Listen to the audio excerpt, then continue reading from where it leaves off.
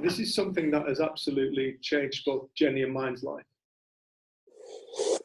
And in the process of this, hi Arimalo, in the process of this kind of changing our life, it has had a really big, profound impact on everything.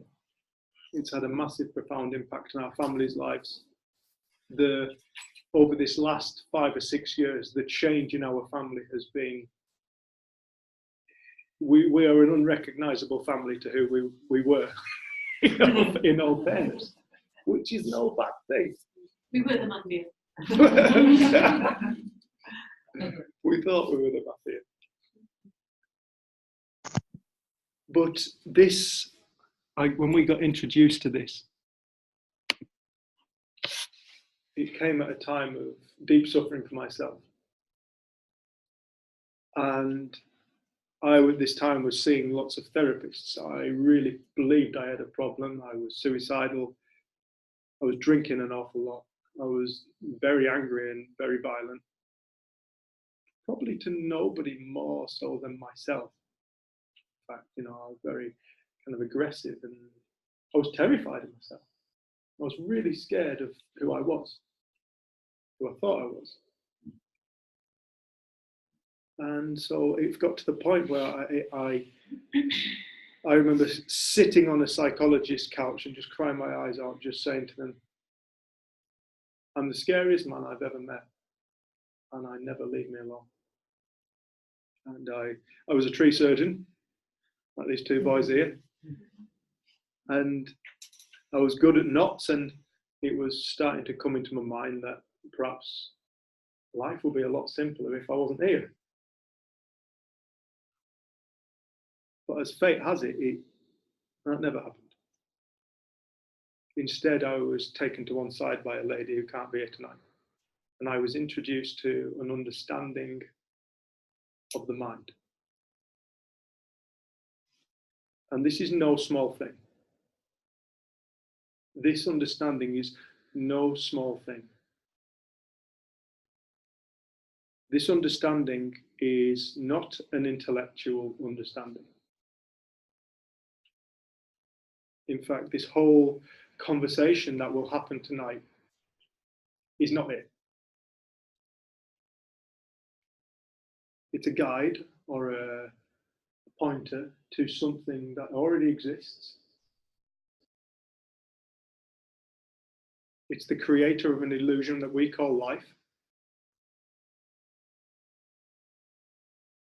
And this illusion shows up for everybody in a totally different way in any given moment. But it is the life that we experience. It is the reality that we perceive.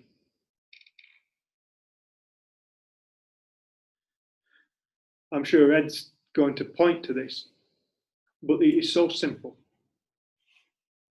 Once you see it, it's the most simple thing in the world. There's nothing to get because we are already it in action. There's nothing to try and figure out. To try and figure this out is to go into the intellect. And the intellect is the sum total of everything we already think that we know. If we'd already realized this, we would know. So this isn't an intellectual conversation. But instead, it's a guide. It's a guide to look somewhere that has been spoken about for millennia. This is no new understanding. This is simply the nature of life. It is shining light on the darkness of misunderstanding. And it is simply the way that it is. And that's not I don't mean that in an arrogant way insofar as I know something that you don't. It's not that kind of conversation. This just simply is.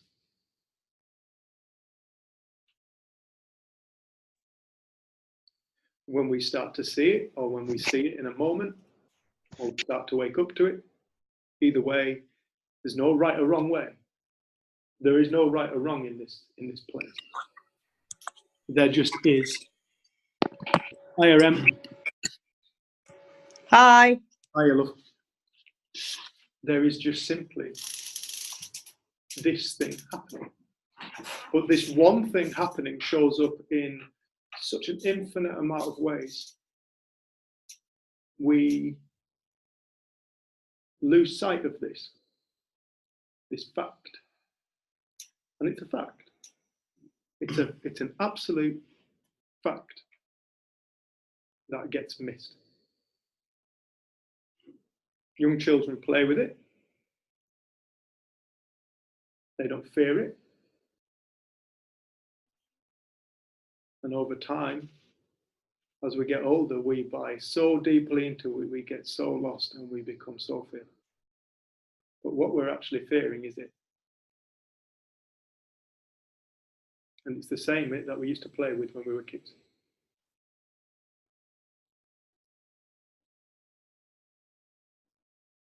When I woke up to how life works, I could not believe I'd never seen it before. It was like, how have I not realized this? It is so obvious.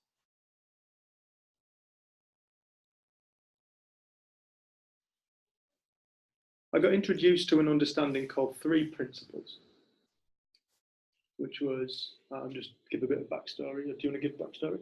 No, no. Which was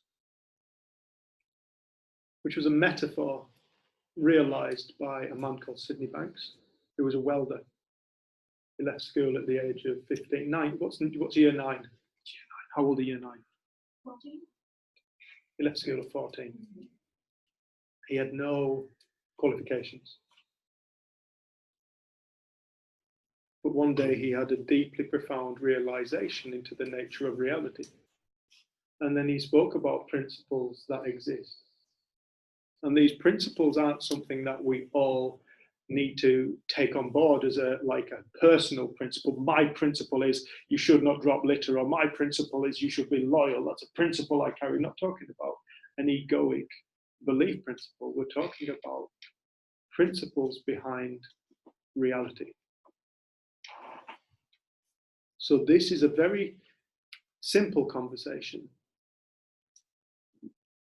but it is an infinitely profoundly deep conversation which has the ability to wake people up to a life that has unlimited potential, because that is the nature of life. That is what life is. It's unlimited potential that becomes limited by our own mind.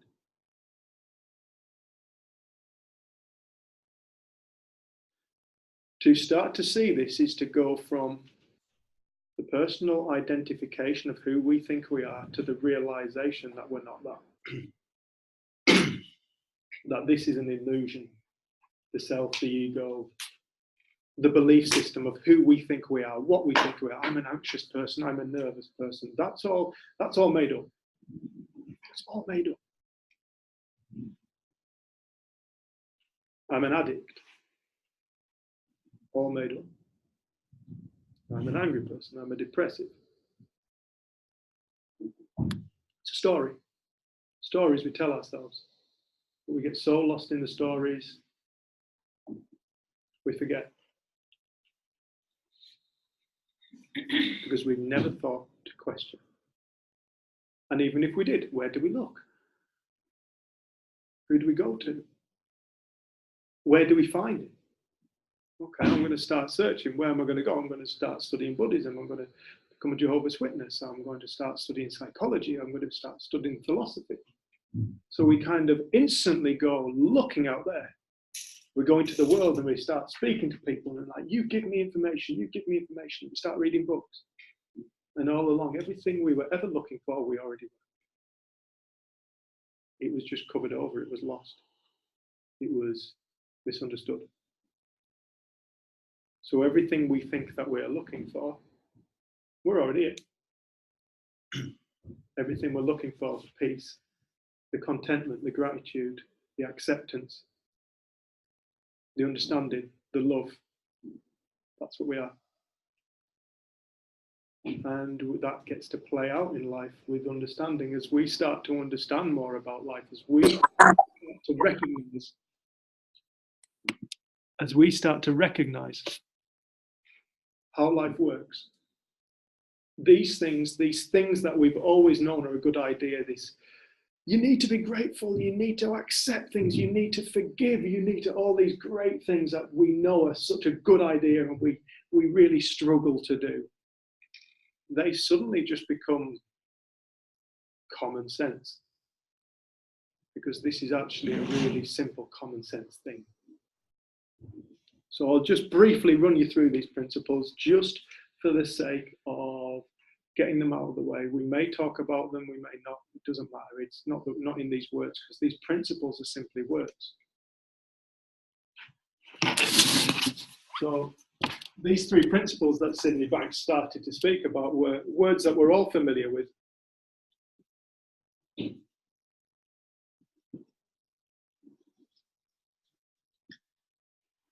Mind, consciousness, and thought.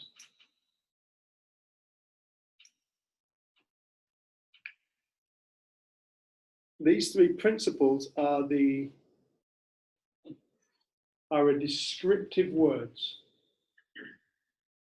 In the same way as when I say the word pen or whiteboard, the noise pen that I learned to speak, or the word whiteboard, that words are noises I had to learn to speak and say, are not the object. Pen is not that. Pen is a noise. The object is the object. The word pen is a message carrier to carry the message of what is being spoken about. So with these, in the same way, the words are not it. Anything I thought I understood about this, I realized I don't know now. The more I see into this, the more I realize I actually do not know. But that life is actually a seriously phenomenal, uncomprehendable, energetic, spiritual happening that human beings didn't invent. But it instead invented human beings. It created us. Human beings did not create consciousness. Human beings did not create mind, and human beings did not invent thought. All inventions are born of this. So when we talk about mind, we are simply talking about not your mind or my mind or Jenny's mind or anybody's mind, not an individual thing. We're talking about a source of knowledge, a universal. These are universal principles.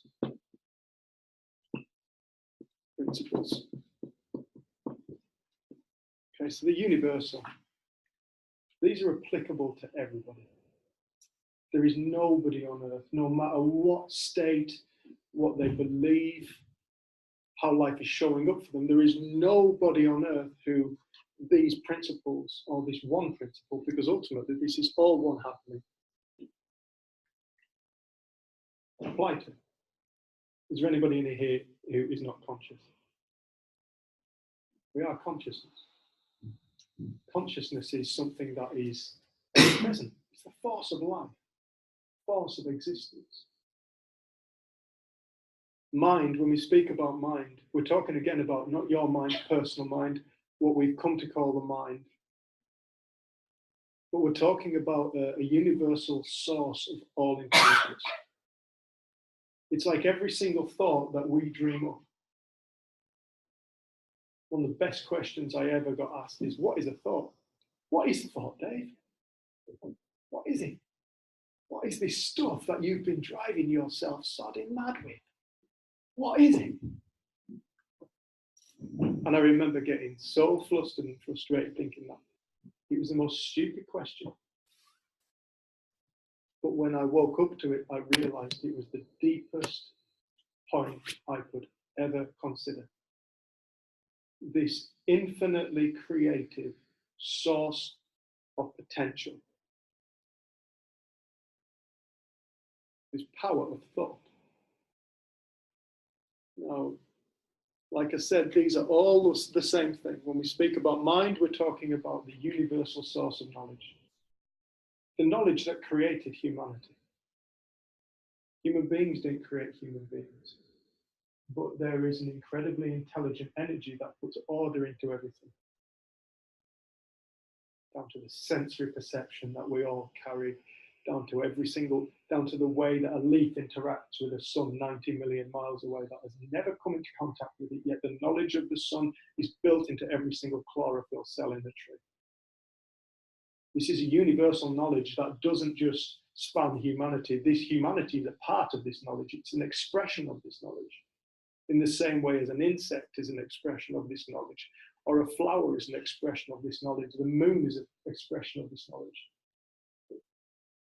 This knowledge is. Hey, up, Dave. Hi. Sorry. Hi, lovely. Do you want to grab some more seats? How are you doing? Hi. Just 2 minutes, everyone. Some more people already.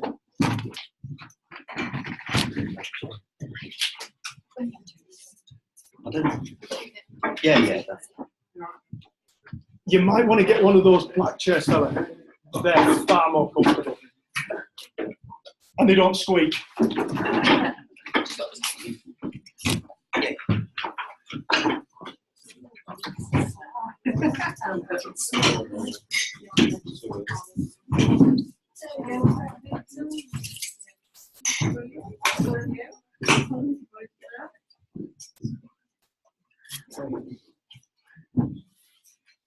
So when we're talking about mind, we are talking about something that precedes everything. It literally precedes everything in this universe that we are either aware of or unaware of. It doesn't matter, it is it. It's the intelligence of whether it is in form or formless. Now, all of these things, they are not physical in their construction. They have no construction. They are not bound by the observations or the sensory experience of human beings, how we think the world works. Consciousness, thought are not bound by material. They're not a physical thing. They're an energetic thing. They're a force. You could say they're a spiritual thing. They're a creative force.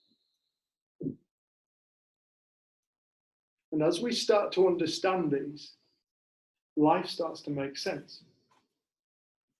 And there's something so interesting about a human being. A human being fears what it doesn't understand so much of the time. So much of the time we live in so much fear of what we don't understand. So it would be perfectly natural for a human being to walk through life in a state of discomfort, because this discomfort is coming from misunderstanding. As we do not understand something, fear is created, and this fear shows up in so many different ways for people. Mental illness, aggression, ego, greed, all the things that we really do not celebrate as a society. Misunderstanding will show up as it. But with understanding, as we start to understand the nature of life, we make a very big shift. We shift from a world outside to a world inside.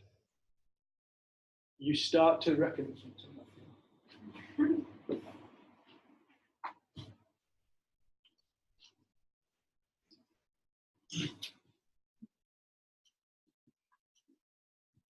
You start to recognize, as you start to wake up to this, you start to wake up to the realization that reality does not exist outside of the mind. That reality does not exist outside of our awareness state that we call consciousness. That reality is a construction of it. The way we think about the world is how it appears, it's how it feels, is the reality that we perceive. that there is no reality outside that we're ever experiencing. The only thing we ever experience is the state of consciousness that we are in any given moment. How we think about things is how they look. How we believe we are is how we will appear to ourselves. The power of thought creates the reality that we live in. It creates every single feeling that we ever experience that we then attribute to an external source. That happens, I feel like this, that makes me feel like this. That scares the hell out of me.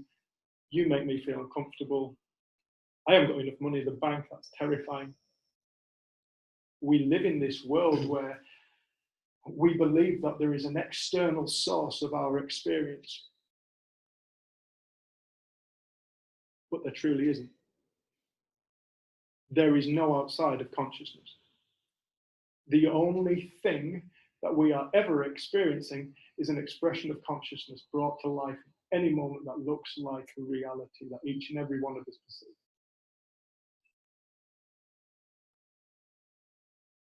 And this is really easily spotted.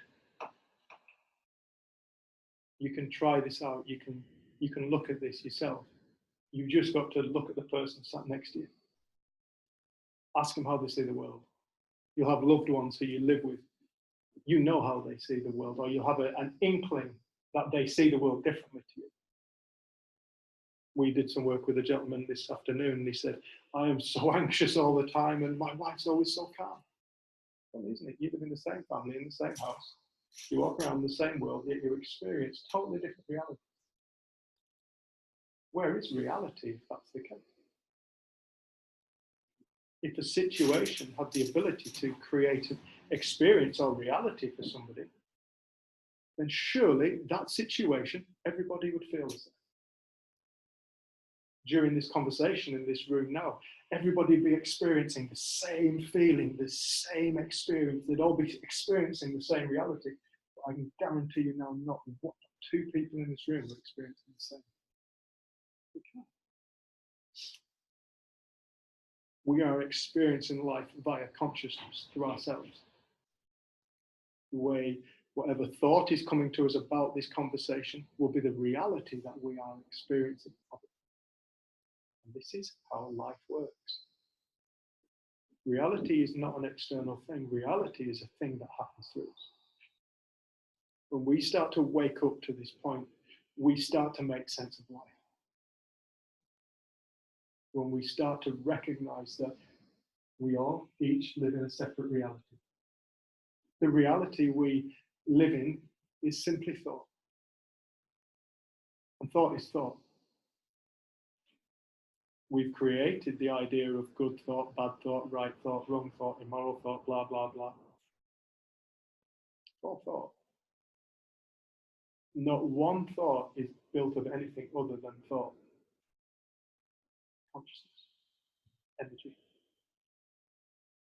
It's all the same thing, but it shows up differently for everybody. It shows up different. It shows up different for us moment to moment to moment, whatever we think we feel. Our feelings never come from an external thing. This room cannot give you a feeling. What you think about this room will be your experience, will be your reality, will be how it feels, will be how it appears. There is no outside of this. You cannot step outside of consciousness. There is no outside. And as we start to wake up to that fact, these are a metaphor. They're a guide to point us to, ultimately, source. If you want to call it source. If you want to call it universal energy. Physicists call it the quantum field, the source of infinite potential. Religion calls it God. For the sake of, there are so many different religions and religious people that come to listen to this kind of conversation. For the sake of keeping it clean and not offending anybody. It's simply called a universal mind, which again has been spoken about for millennia. Universal source of everything, an intelligence beyond our intellect that we cannot comprehend with the intellect, because the moment we go into the intellect, we go into an after effect of this thing. It's a consequence of it. And life that we perceive is always a consequence of this fact. It's always an afterlife of this fact.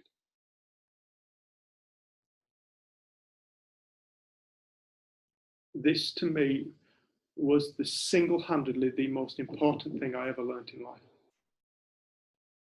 When it comes to freedom from how we think things are, because we will believe it until we don't. Life will show up until we think different, and that's not on us to do. We're not asking anybody to go away from this and positive think their way through life. This isn't that kind of conversation. This is not a positive thinking conversation. This is a realization conversation.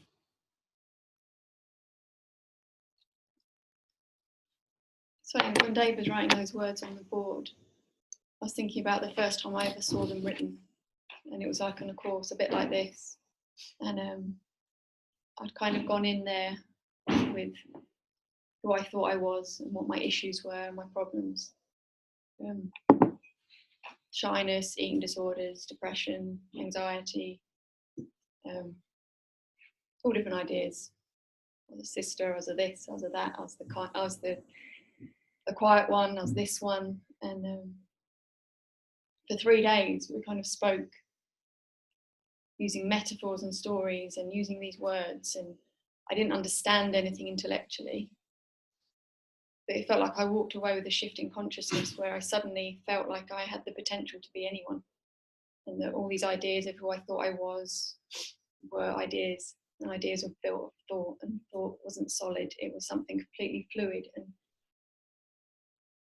it seems insane that I was saying to someone today, I've been around this 14 years, and the point is so simple, but it's amazing. We've been doing some work with kids, and we say to them, it's like a fish in water, and then they've got this cartoon, and there's a frog saying to the fish, how's the water? And the fish is like, what's water? And we're living in a world of thought, but it doesn't look like thought, because we cannot experience life without it. And it feels like this kind of shines light on what's happening, and not through our will or through trying or efforting, misunderstanding falls off us and we get closer to what's true. And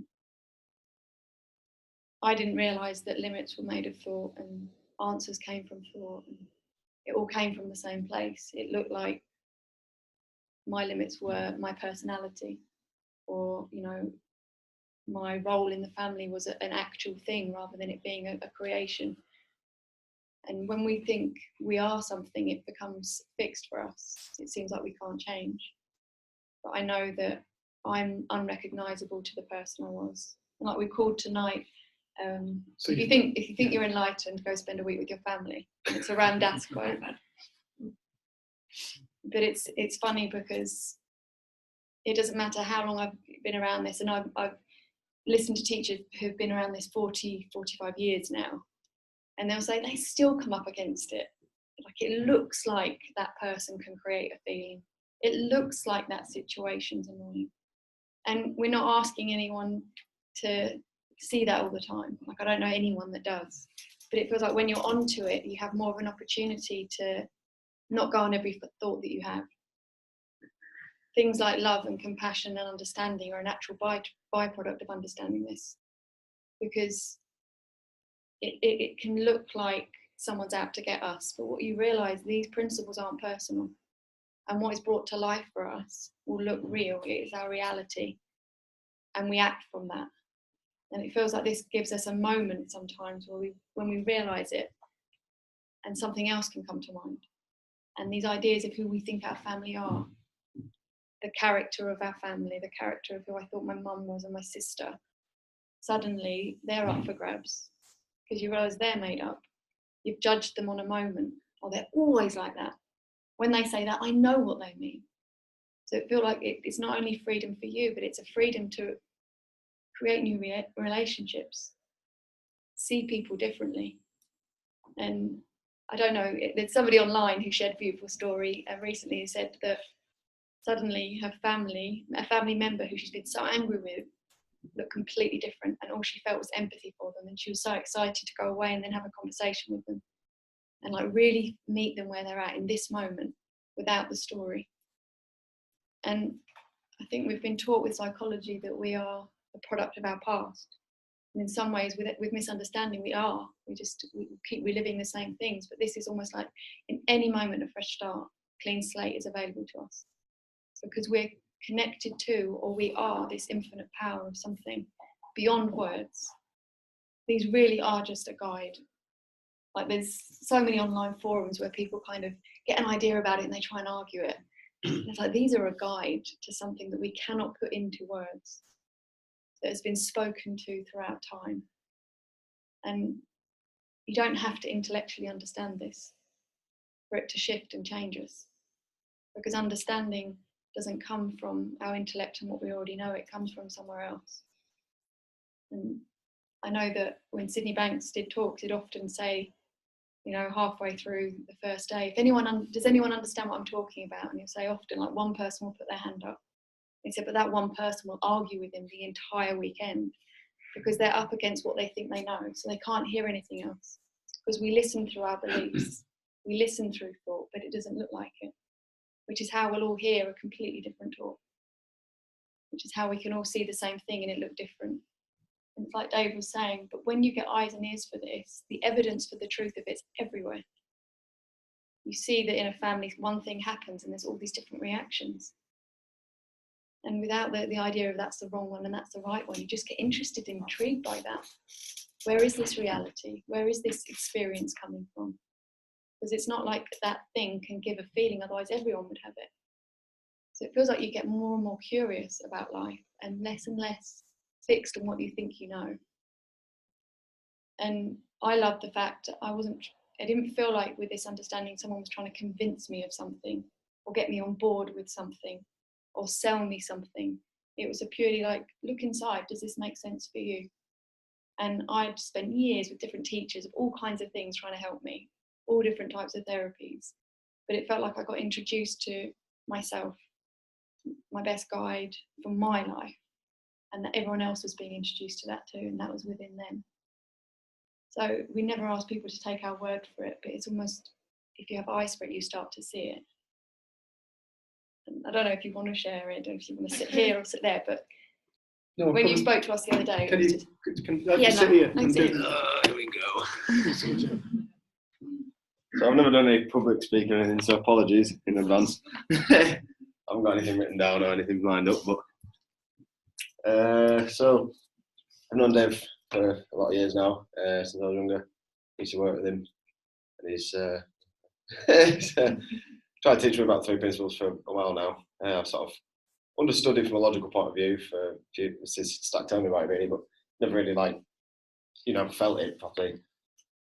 And in my history, I've got a history of sort of drug abuse, particularly cocaine and cannabis, and depression, anger, drug dealing, trying to be this person that I thought I needed to be, and it was all rubbish. It was only the other night I really, mind blown saw it. I've never been the same since, and I don't think I ever will be, in all honesty. I can't unsee it now. So, yeah, a few weeks ago, I was, this year, but I've lost a couple of friends. They've died. I've had a pretty rough year, in all fairness. And then with the drugs and whatever, suffered with depression. Ended up in hospital. I'd taken a lot of paracetamol when I shouldn't. Yeah, I come out and Dave and Jen kind of did an intensive with me. I come away feeling a lot better, but still sort of not quite there. And the other night, I was smoking a bit of weed, and I come inside after having it and thinking, oh yeah, I feel happy now. I started watching Simpsons laughing, and then all of a sudden I just had this anxiety come over me. Oh, it always does this when I smoke weed. I always does it. Why do I smoke weed? It always does this. And then all of a sudden, no, it doesn't always do this, because 10 minutes ago I was happy and laughing and watching Simpsons. Oh yeah, nice story. Next minute I'm feeling anxious and horrible. It all occurred to me in that moment. It was like time froze, and I could see that what was happening in that moment. It was just magic.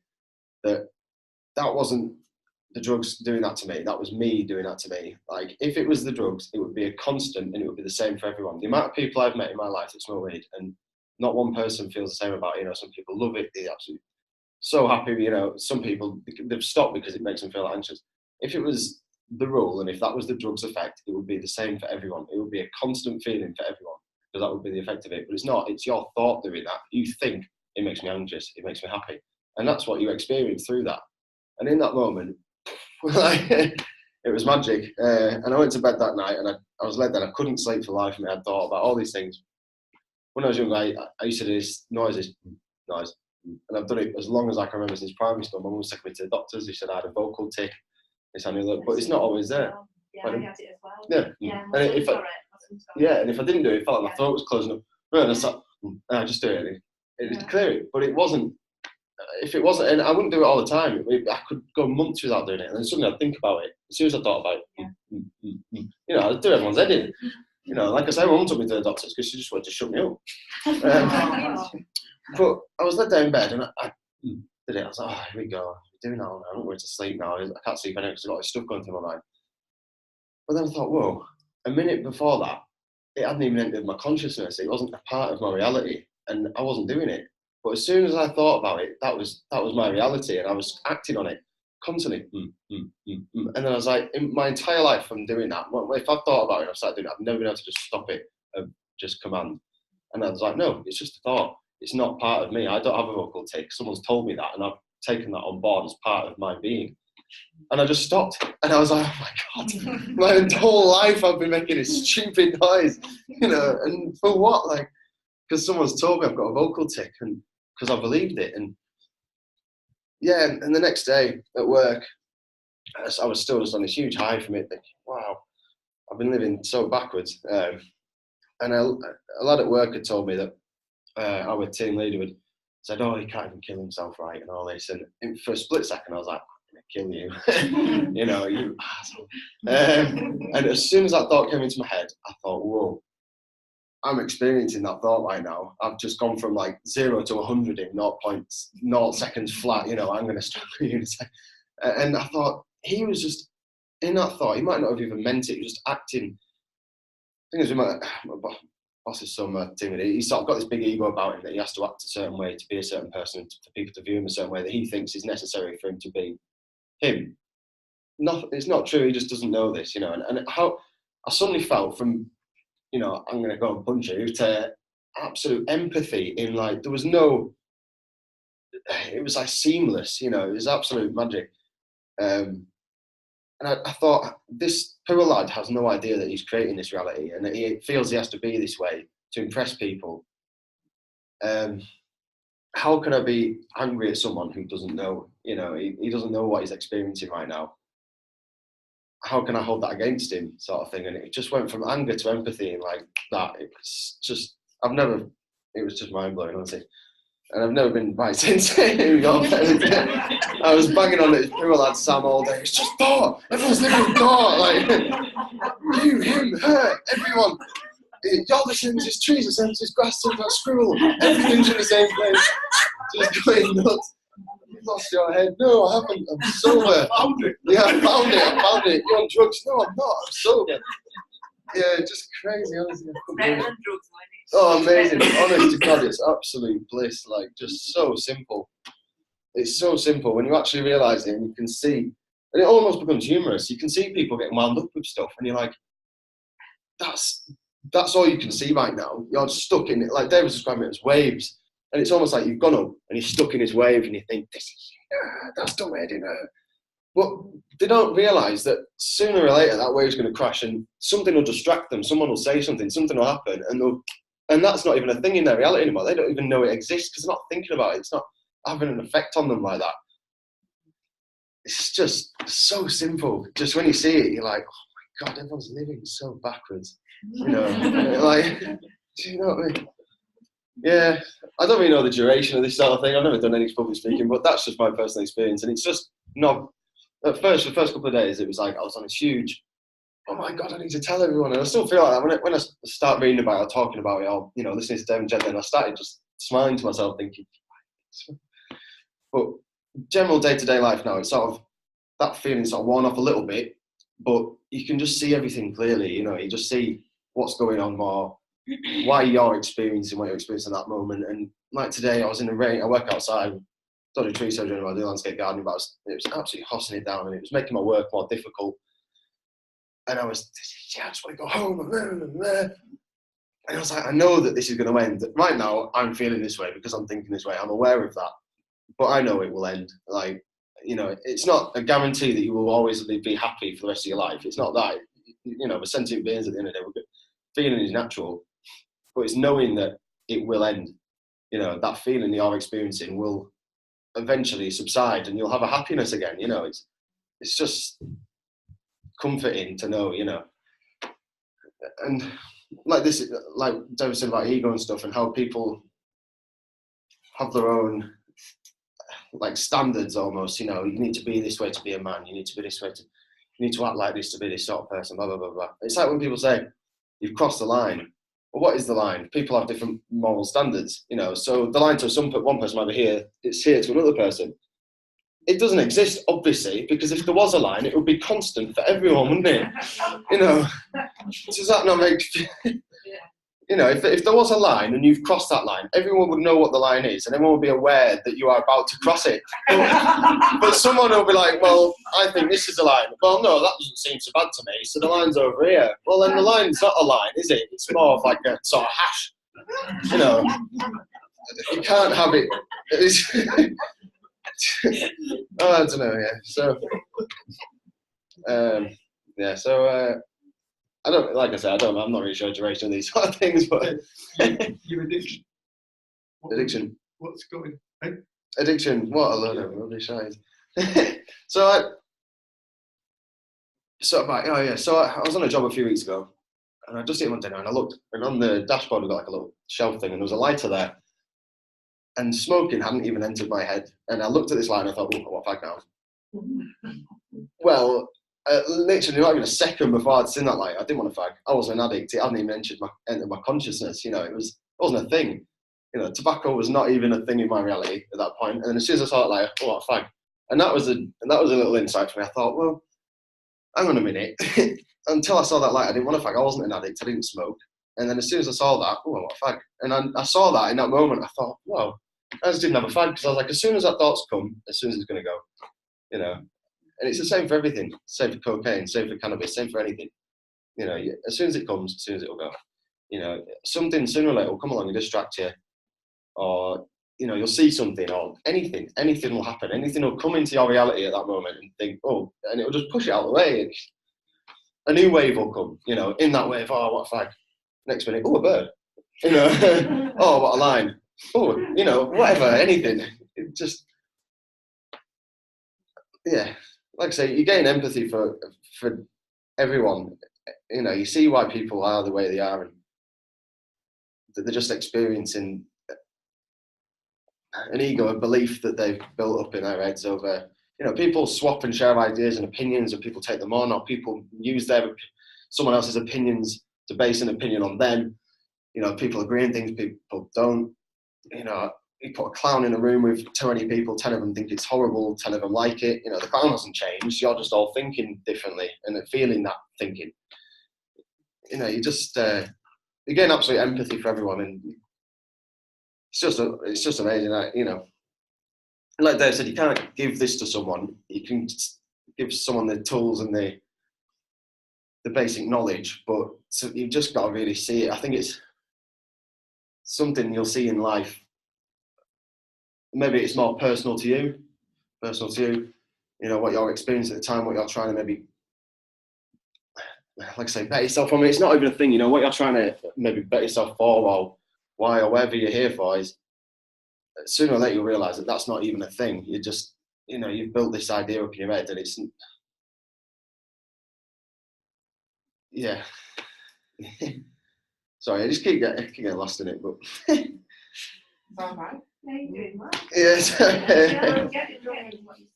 It makes sense that you get lost in it. Yeah, like the other Because night. it's not the thing, is it? No, it's not a thing. It's constantly changing. My thoughts are constantly changing, and my feelings change because of that. And that's why I'm not really making much sense. Changing the better as well. Pardon? You're changing for the better. Yeah, definitely. Definitely. Yeah. Can I just ask you how long Dave has been trying to explaining it to you for how long? So I was 18 when I started working with Dave. I think when I went to Newton Rig doing tree surgery. And so I'm 24, not nearly 25 now. So 7 years, but. Well, to be fair, we didn't see each other. I've only been around in 6. Oh, well, no, actually, no, it's fair, because I went to Newton Rig when I was 18. I didn't start working with Andy till afterwards. So yeah, it would have been 19, 20. So on and off? On and off, yeah. We didn't really see each other for past, for a while. But yeah, I've always had a basic understanding of it, like from a logical point of view, I see what you're saying. Logic, don't you? Yeah, I see what you're saying, but I don't really get it. Like, so yeah. You came to me, was it about 7 weeks ago? Yeah, I was struggling a lot with,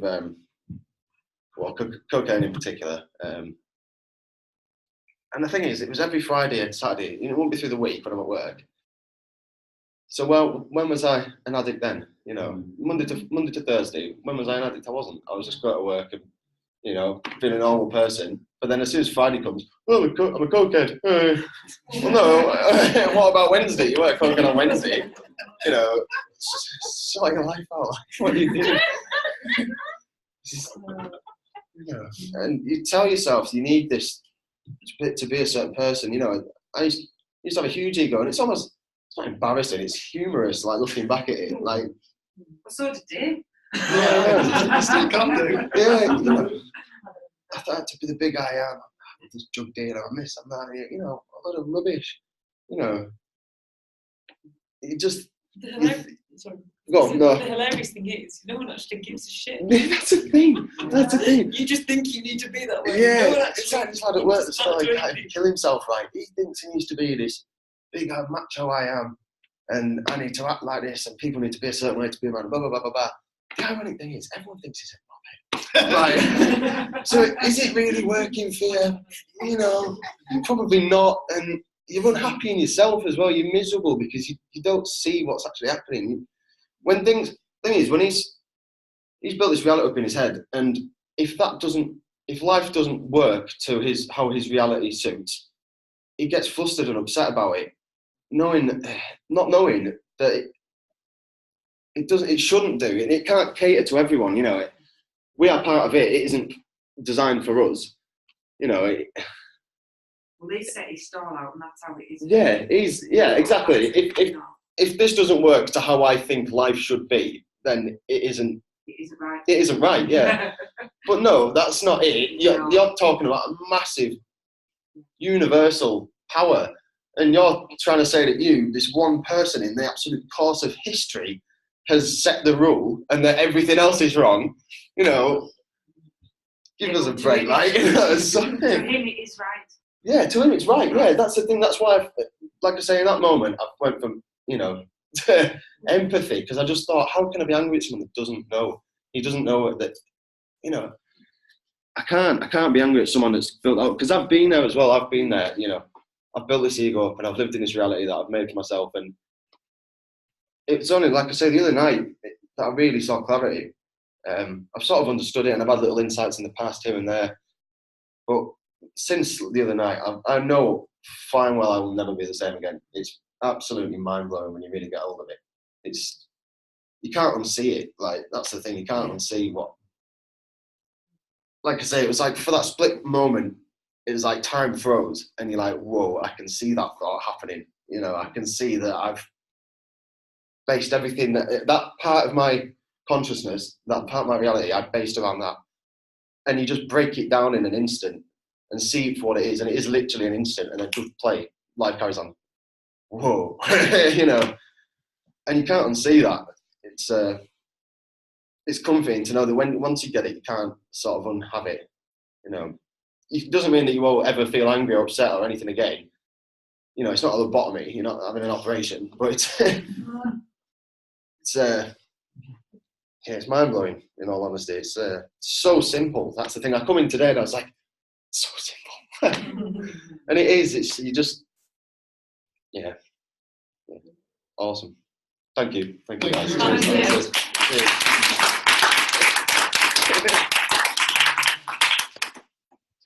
Cheers, man.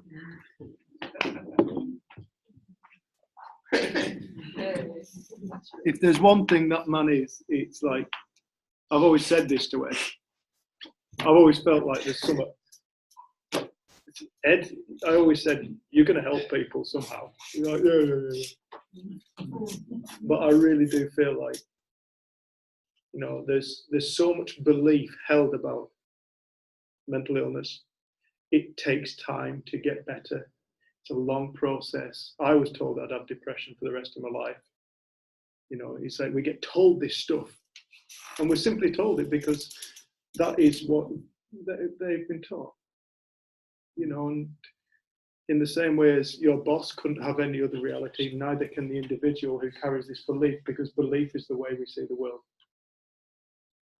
But the beautiful thing about this stuff is this stuff, like I said, it doesn't exist in the world of form. It's not bound by the laws that we see in the world. Consciousness is not a physical thing. It's an energetic thing. Thought is not a physical happening. It is an energetic expression.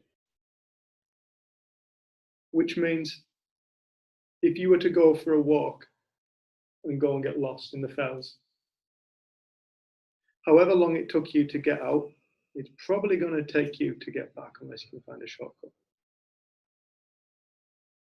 And so we kind of apply this kind of theory to the mind. That however long you've been ill, it's going to take you to recover.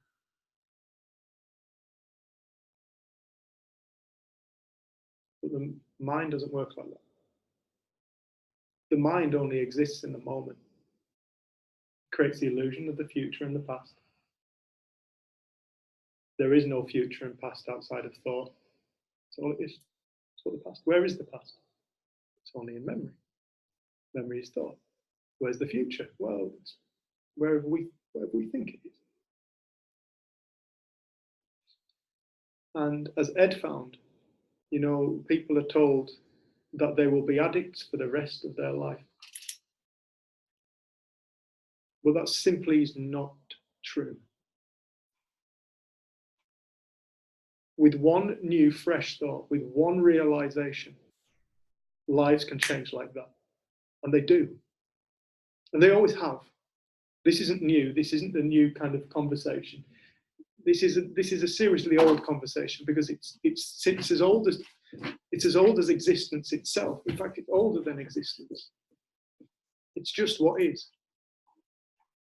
In one profound moment of realization to the nature of life, it's like the gentleman who invented the 12 steps, who came up with the 12 steps. He didn't go through a 12-step process to stop being an alcoholic.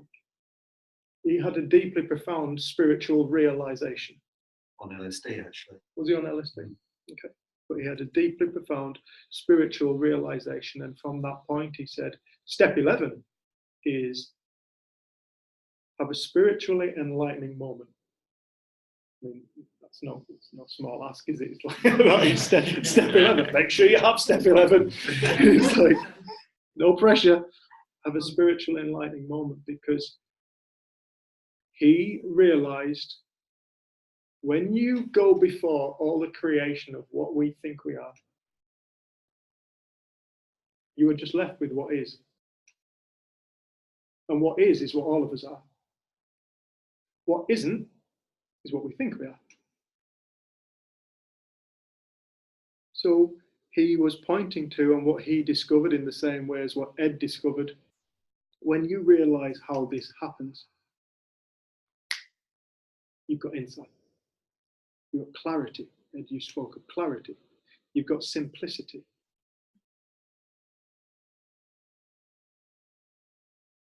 And touching this point, metaphorically, within our consciousness, will absolutely shatter the illusion of the reality that we perceive. Because the reality that we perceive is the illusion.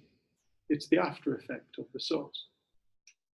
You know, for anything to come into existence, it takes an energy.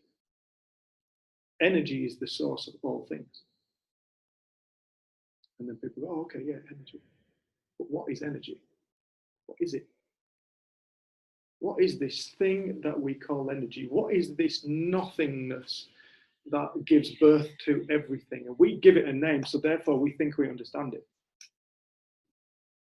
We can never understand how things come into form from nothing, because the way that we have to do that is with thought. And the way that we would do it would be through a creation. A thought is creation. That's what thought is. It's a creation of the power of thought. It's a creation of consciousness. So every time we go searching for this with our intellect, we're looking at already created, a thought. We go looking for the creator with our intellect. Natural. It's what we've been taught to do at school. Figure it out. Go figure this out. Go figure this out. Go figure this out. You can't figure this out. You can just at some point start to realize it. And sometimes it shows up like a mind-blowing realization. And sometimes it shows up like, why didn't I get pissed off that time? It just shows up subtly, and like people are just different. It's like there doesn't seem to be a rhyme or reason that we've ever come across, has there? That some people, you look at them and you would go, there's not a cat in hell's chance you could understand this. You know, you look at the problems, or not even that you couldn't understand it. That's wrong of me to say. Sorry. You would look at somebody's life situation and go, you've got too big of problems.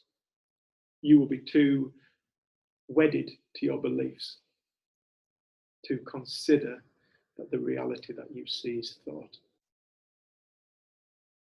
And then you see this individual wake up.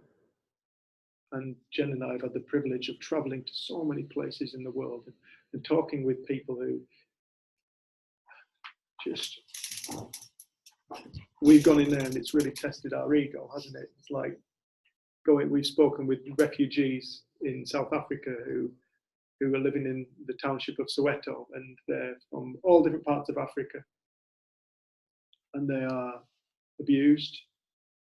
They suffer heavily from xenophobic attacks. Some of them have had their brothers' tie around the neck, set fire to in front of them. Some of them have seen their families raped and murdered. These are people who we actually got to sit down and speak to, people who have been attacked, and when they've come round, they found that they've got legs missing. Like these people who have got nothing, they've got absolutely nothing physical in the world. They've got a roof over their head supplied by this charity started by a man who suffered heavily from xenophobic attacks. He was petrol bombed and he was in a wheelchair and he couldn't get out of his home. So it's like we've had the privilege to go into these places and look at these people and have our ego shown in our faces where we've gone, no, these people need money. They need money, they need help to set things up. But we don't have money. So it's like, well, you're just going to have to put up with what we have to say then. And on day 2 of this 3-day that we were doing with these people, this man came up to us and said, because you're white, we thought you were coming to bring money. But we see what you have brought is far more valuable. I think it was interesting as well, because we got to work with so many different communities and people from all walks of life. And I think that working in the townships and working with the refugees really impacted us. But like Dave was saying, you get to see your own ego, because we kind of going from that to then working with a very wealthy community where some of the issues were kind of feeling left out or not fitting in, and people are medicated for anxiety around, it seemed like trivial things, and then suddenly you see it though, but they're really, really suffering. And actually this message is that we are not suffering circumstance or the past. We're suffering our own mind, and the suffering is suffering. And I think I saw my own judgment, like, oh, that's worthy of suffering. Like what you've gone through is worthy of suffering, but that's superficial. And like I had to sit with a group of I think it was about 15, 16 refugees when we listened to their stories, but they wanted to hear our story. And I had to explain to them and break down what an eating disorder was. And it felt so ridiculous almost saying it, but they were just so loving and understanding and like heartfelt about the suffering I'd gone through. They didn't judge me. And the way that they were with one another, like the ones that were more able would help the other ones. They were serving tea and sharing whatever food they did have. They wanted us to have it. And I think I would have said this was true before doing that work. But I think going there and seeing the spirit and humanity in people and how we will think there are resilient people and unresilient people. And we think that certain situations you can't recover from, but it's like you get to see again and again and again that what our spirit is built from isn't breakable. And I think that was one of my first insights. I'm not broken, I don't need to be fixed. I spent 10 years trying to fix something that was never broken. And I think that's what you see again and again, that these words are describing our nature, our source. And I know I'm so passionate about sharing this, but initially it was because I needed to share it. I needed people to not suffer. But starting to see that suffering is a thought-created, momentary experience like Ed was speaking to. And it doesn't mean that you don't respect people's story and you don't listen, but you don't buy into it in the same way. And you don't worry about people in the same way because you recognise we're all right. The stories that we create, the hells that we can live in, our source and our nature is untouchable. And I think I know that when my first teacher was sharing in the room, he spoke to a room of healthy people. And we're all there with our different stories and different severities of stories. But he said that he knew that every single being was innately healthy, but they just didn't know it. So he never spoke to disorders or disease. And he worked in all kinds of institutions where people have maybe been in there for 5-10 years. But he didn't speak to the label, he spoke to the person within, the spirit, the true nature. And he would say that there's times that people didn't hear the message. He said, but he's still got to have a communication. And even if it was a glimpse where that person actually spoke and they hadn't spoken in years, and he connected with them, like he saw that as incredible. Like he didn't have an idea of what it looked like to understand this or to come out of suffering. He just saw the perfection in people. But the more that he showed up like that with people, like he did incredible work as a community psychologist in not townships, what are they called in America? Projects, where he transformed these communities that were like high in drug use, prostitution. People used to just dump bodies there. Ambulance wouldn't go in without police escort. And he went in as a white psychologist and got to know people and saw that he didn't have the solution to their problems. But if he get them to see what this was pointing to, they would change their own lives. They would change from the inside out, and then their community would change. And he said one of the genius ideas that they came up with is they put up wanted signs for all of the drug dealers, and they got rid of the drug dealers themselves. And they said that so many things have gone in, like we need to paint it, we need to make it look nicer, we need to offer yoga classes. But no one turned up to these things, or they would paint it and it would make no difference. And he saw it was a consciousness problem rather than a in the world problem. When people's consciousness shifts, their reality changes, and then they choose different. They show up different.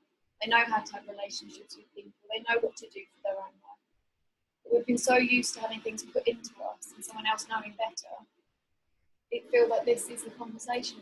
People know what's best for their own lives when they understand the nature of their own life.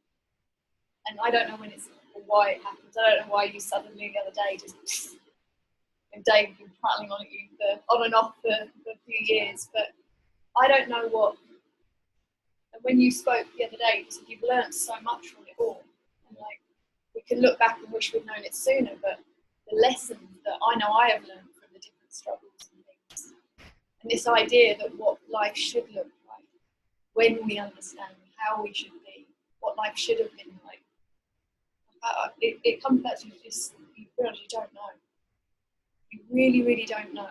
yourself or anyone else, but you can have something that I feel so grounding, that you stop looking outside for your experience, and you stop looking outside for the answers, and you get in touch with something that you've always known. I think it settles us. I'm sure people know it. Can everybody still hear online? Yeah. You still in? Cool. So we're going to have a tea break for 20 minutes. Yeah, we're just going to have a 10-minute tea break. And so, yeah, for Doran in South Africa, that's 5 minutes in South African time. Why? Because we know how laid back you lot are. Yeah, whatever. Good lad. Nice to hear your voice, man. So we're just gonna have a break. Cool. So All right. go and put kettle on. I will do so. No. And if anyone has questions or anything, they can just type it in the chat, and we can read it out afterwards. Or if you've got comments or anything, type it in, and then we'll read it out after the break. 10 minutes in the room. 7 minutes for Dimitrov.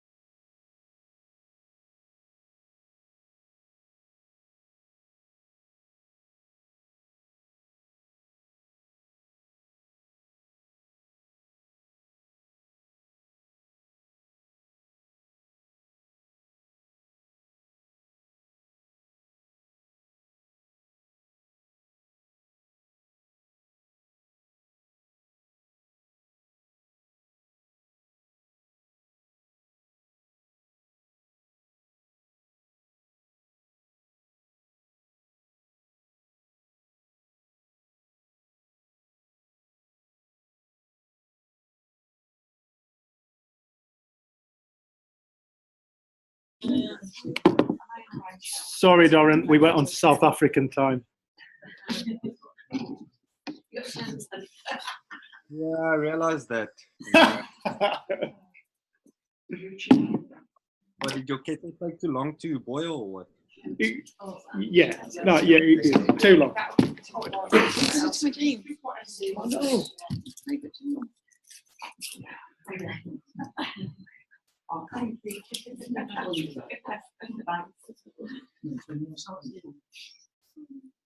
Who's missing? Lise. Ed's gone for a fag that he didn't really need, but he's gone for one anyway. Cool. Good. And I think Lisa's joined him. Right, cool. Lisa started smoking. Excellent. It's funny. I always remember one of your retreats. You described. What did you describe it as? Well, release Release the beast. And everybody just. Well, I think someone just, she spoke and she said she had this idea that she's the serious one and she's the mum and she's this and she's that. And she said, last night I had a couple of drinks, my friend was smoking and I just had a little bit of a cigarette and was like, I don't have to be this person. She goes, don't get me wrong, I'm not going to take up smoking.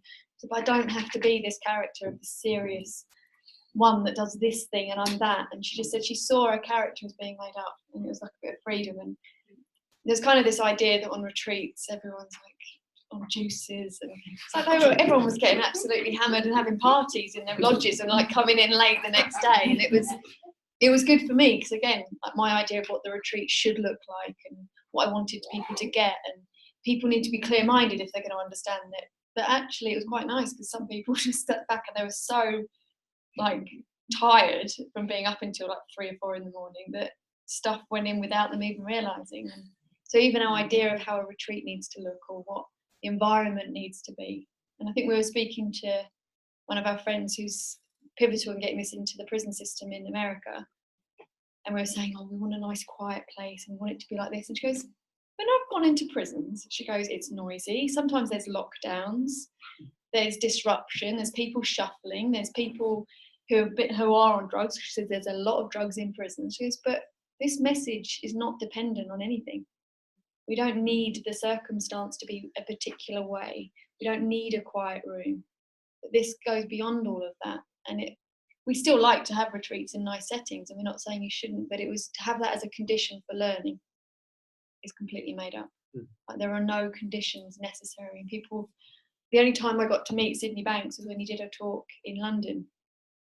And on day 2 of it, I was just sat there like laughing and crying at the same time of just how amazing it was. And then other people were just arguing with him. And then one person just kept asking questions, but how do you talk to these kind of people? And he just said, see this for yourself, go away and live and you'll know what to say. And then they're like, well, what about I work with victims of torture? How do you talk to those kind of people? And like, yeah, see this for yourself, go away and you'll know how to be with people. And any question, like I was just sat there and I couldn't formulate a question. It was like, no, this is the answer. This is what's happening. This is true. And it seemed so clear. I thought I'd crack life. I thought I was never going to not see it again. And then got pretty humbled by going home that night and having a big argument with my boyfriend. And then waking up the next day and going, wow, I went from thinking I knew something about life and it was all clear and it was all, I was going to be in this space forever because you can't imagine anything else, to then being right back into my ego and attached to it all. But the difference is there's less and less and less and less judgment. We're just in and out of different experiences. We don't mean to do it, for myself, for everyone else. And it isn't personal. We don't do it on purpose. Like, I don't understand why I think like I think and Dave thinks like he thinks and everyone else thinks like they think. I don't know why, me and my sister are brought up in the same family, but we're 2 very, very different people. But I know that the reality that's created is thought and it's not fixed. And we're not limited. We're not who we think we are. And it's nice to be with people and they can present any kind of issue or problem and not feel worried for them, because this is true regardless of whether they hear it or not. I think it's really easy. One of my favourite Alan Watts quotes. I don't know if it's his own, but he shares it on one of the videos. Is "Come now, let me help you," says the monkey, kindly putting the fish in the tree. And help you, you'll You'll drown. drown, says the monkey, kindly putting the fish in the tree. And I think I'm so alive with this. I just thought I needed to save everyone, and if only they could see this, their life would be so much easier. But I realised I wanted them to see it, so I felt better. I wanted my sister's life to be easier so that I could feel nice about her lovely life. I wanted her to not struggle so I could feel okay. And you keep seeing how we make everything about us. We don't mean to. But I said this a few times at group, but my nephew went into my dad probably about 6-7 weeks ago now, 6 years old, and he went, "The trouble is, Granddad, you don't know what you don't know. I think life's hilarious." And then wandered out, and it was something about that is really just, we don't know what it is we're looking for. We don't know what this thing is that we're trying to get to. I feel like this just allows us to see we're all right now. Without the judgment, we can be in fear or anxiety or worry. And it puts all feelings back on the table as being allowed and okay and normal, rather than saying these ones are right and these ones are wrong. And we've got to move away from them and move towards these and create all this conflict and fight and struggle. It's like we're allowed. We're built for life. We're built to take it.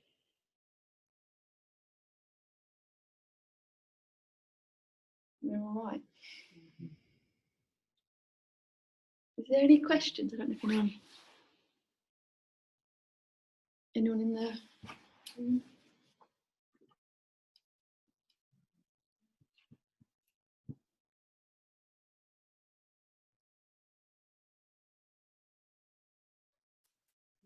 not really a question, it's the built for life thing really struck me last week. Storytelling specialist as I'm working with them. It's really funny because oh, they always end up happily ever after. And go like, yeah, but didn't you notice that they were telling back first? It's just, you know, and I always see that journey in a wheelchair as somebody who, we're all meant to live life, aren't we? We're all meant to struggle. It's part, it's guiding in. It's just what it is.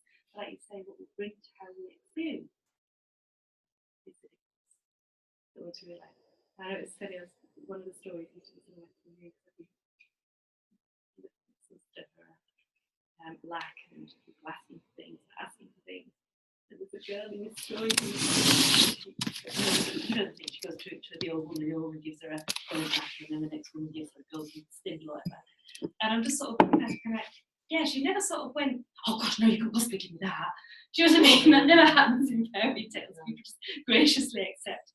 Do you know what I mean? It's just that whole ego thing of, and maybe that's why in fairy tales there's never really any deep characterization, because you know it's always like a girl in a white armor, but because it's not about the ego. I don't know. Sorry, I'm helping, but that's what that took me. That being fit for life. One of the things that changed my life was the fact that I'm only responsible for my own way of thinking, and that nobody's responsible for me. And actually, my husband really can't annoy me that much because it's not his fault. It's just the way I see it. It's not him. He's just being him, and the way I see it, he was annoying the hell out of it. It's not his fault. It's, you know, he's not actually doing it on purpose, and it sort of gave me a great understanding that I'm not responsible for anybody else's happiness. But once I realise that I'm not responsible for anybody else's, it makes me more responsive to be that person, to be more compassionate, and not to say, oh, you're stupid, because that's just the way somebody else sees it, and it just works in everywhere in life. It just works. I got pulled in by the police for speeding. And I said, oh, hello, hi. This has been recorded now. I said, oh yeah, fair enough. He said, do you know how fast you should have been doing coming along like that? I said 40 miles an hour. He said, no, it's a 31. You were doing 42 miles. I said, it must have just changed then recently. He says, well, yes, it has. So anyway, I was really nice to him, because actually I want to go to a speed awareness course. I'm trying to do that. So anyway, he said, well, we're not going to give you a ticket today. We're just going to give you a warning. But if you bear it in mind that coming off the Windermere Road, it's now a 30-mile-an-hour sign. I said, okay, thank you very much. And then the copper who'd been dealing with the woman who was giving it that at the top of the road came down, and the other guy said, I've actually explained to this lady that we're not going to give her a ticket. And he said, oh, okay, fair enough. And I spoke to them. He said, but I have to breathalyse you. So I thought, great, this is wonderful. I'm going to be breathalyzed. I haven't had a drink for over 4 years, and I'm thinking, this is good. Blowing this, it's completely green. And so that's it, I go on my merry way. So because I was pleasant and nice to this person, I didn't get a ticket. But the downside of that is, I didn't get on the course either. So, it's the... I know, damn! I just had to be rude to you last time. They're not that much fun. I've been on one. I wouldn't recommend one. Oh, I love it. There you go, you see. Where is reality? Do you manage to keep that? Because I know exactly what you mean. I can do that for a while, but then, like you say, then it goes. It comes and it goes, but then all of a sudden I realise that it's me, it's not him, and that's the way it works. Yeah. It's the same with the children.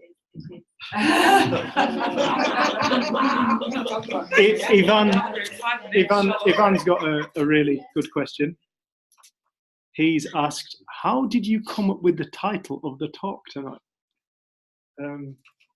Is there a title? There is a title, and the title is, if you think you're enlightened, go and spend a weekend with your family.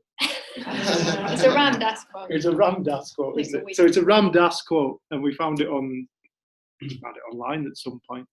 And as it's coming up to Christmas, at this time of celebration where all the family comes together and everybody sits down in peace and gratitude and love, and then all hell erupts and everybody falls out, the board games get thrown over, the wine gets spilt, and everybody goes to bed and wakes up on Boxing Day with bad ends.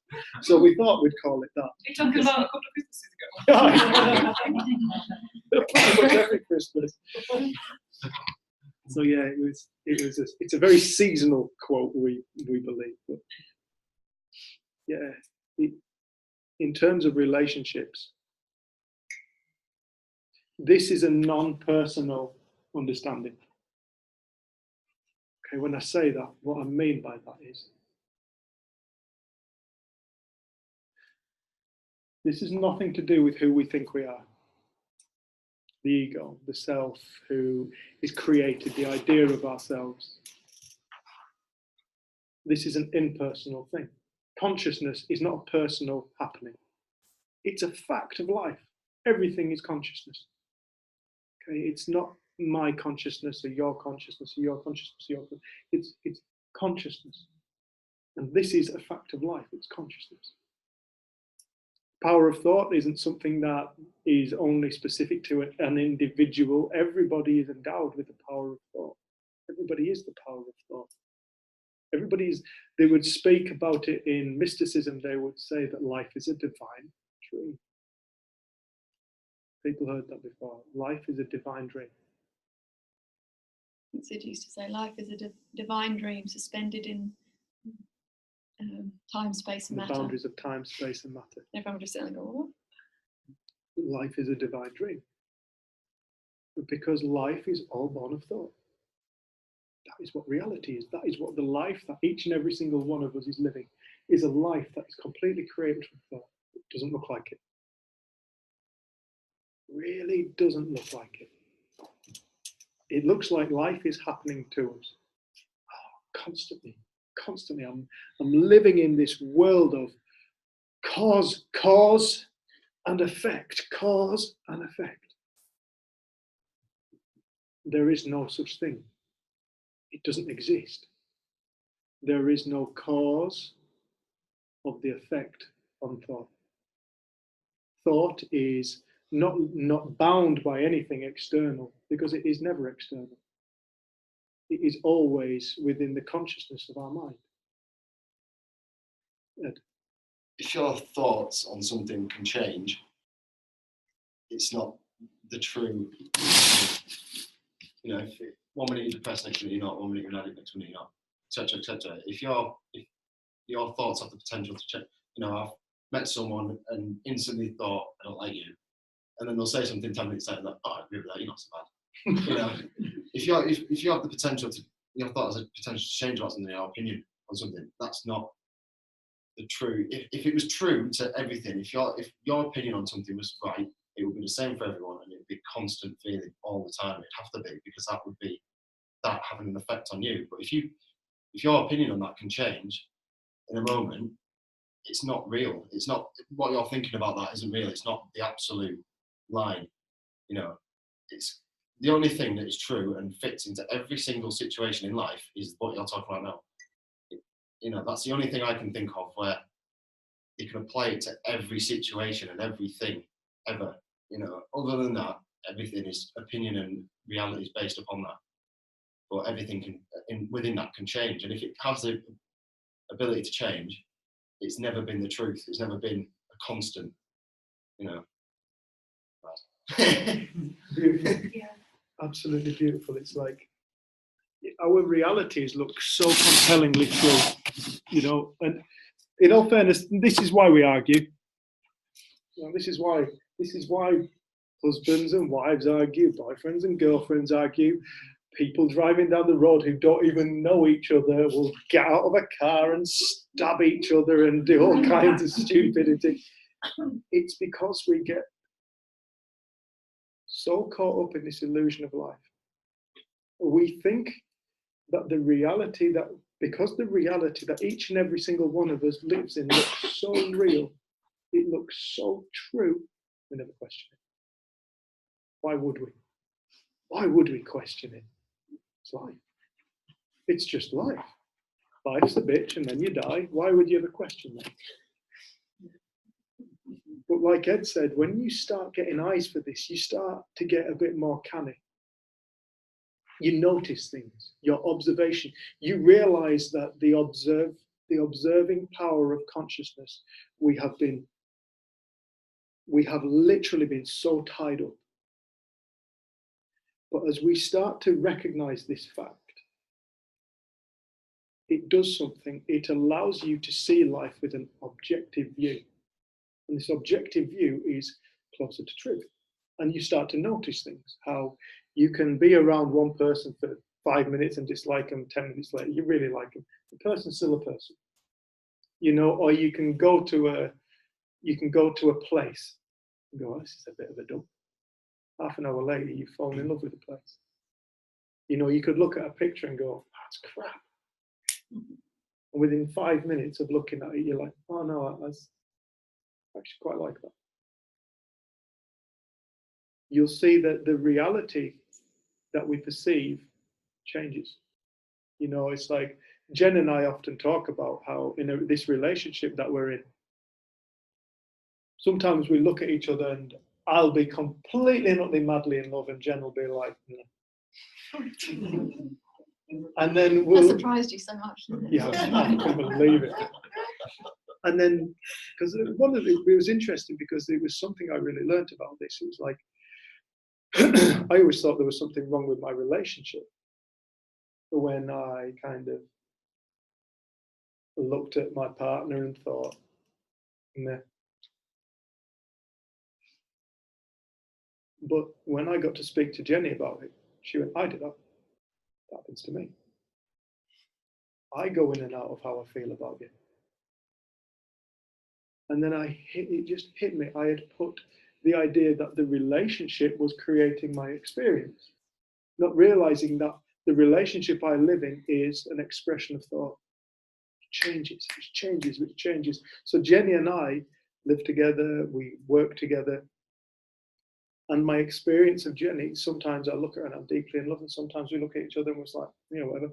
And sometimes we'll look at each other and it'll be 8 o'clock at night and we spent all day together and we'll go, oh, Hi. morning. It's like, we haven't really seen each other, do you know what I mean?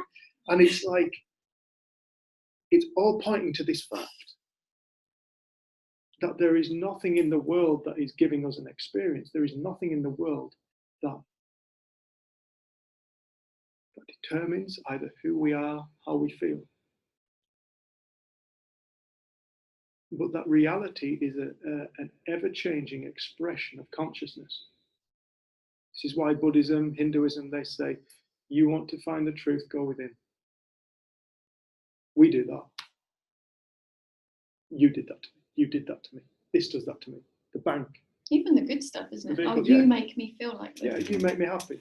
You know, it's like, I need you in my life to be like this. It's like, and Hinduism and Buddhism are going, no. You want to know the truth. It's 180 degrees from where you think it is. You want to know what your experience is. It's 180 degrees from what it actually looks like. It's absolute opposite direction. So it's like you find yourself doing that and you go, oh, 180 degrees. Oh, it's me creating this experience. It's consciousness, it's thought creating this experience. And when we start to get eyes for that, when we start to wake up to this fact doesn't go anywhere. But create the illusion that it doesn't exist. Who was it said? That French philosopher or something. David. Was it David Bowen? He's French, he doesn't sound very French. Thought created reality and then said it didn't do it. Thought creates reality and then says I didn't do it.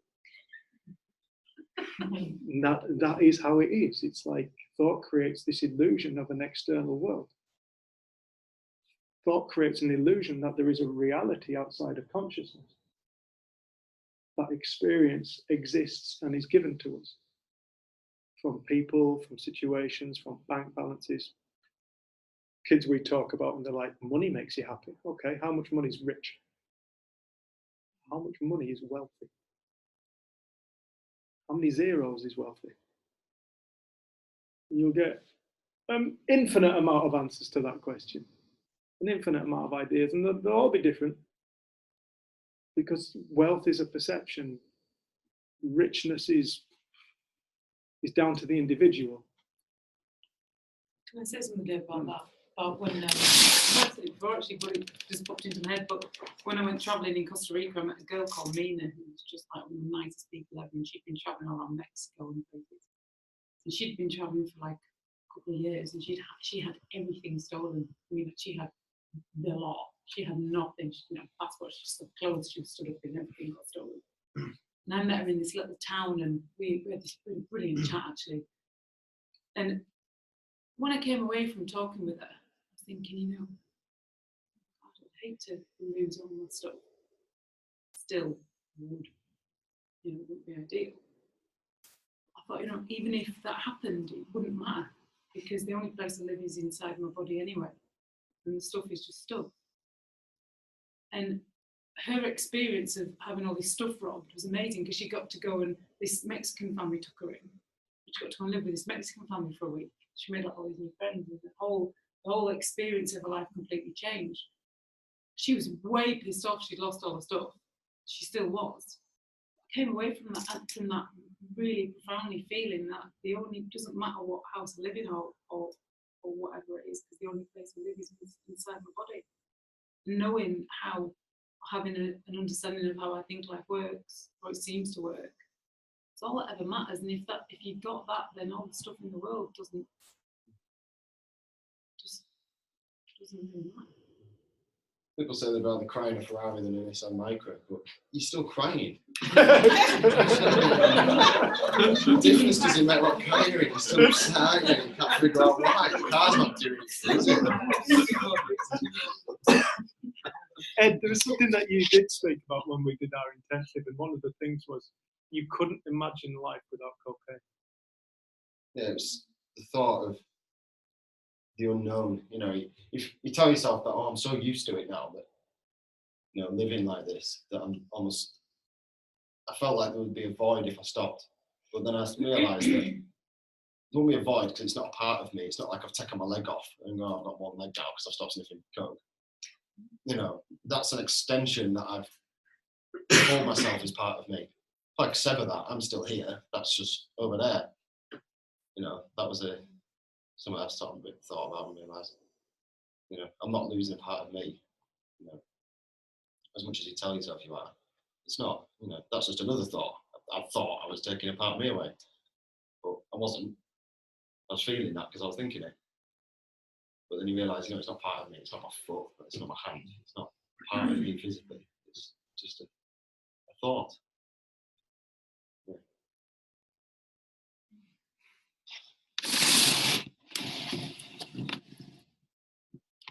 See you, Jesse.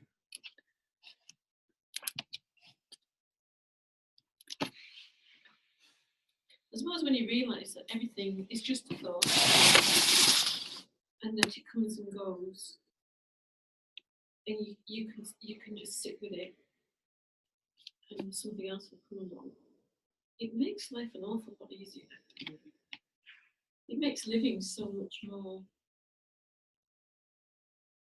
contented and your mind's not as busy.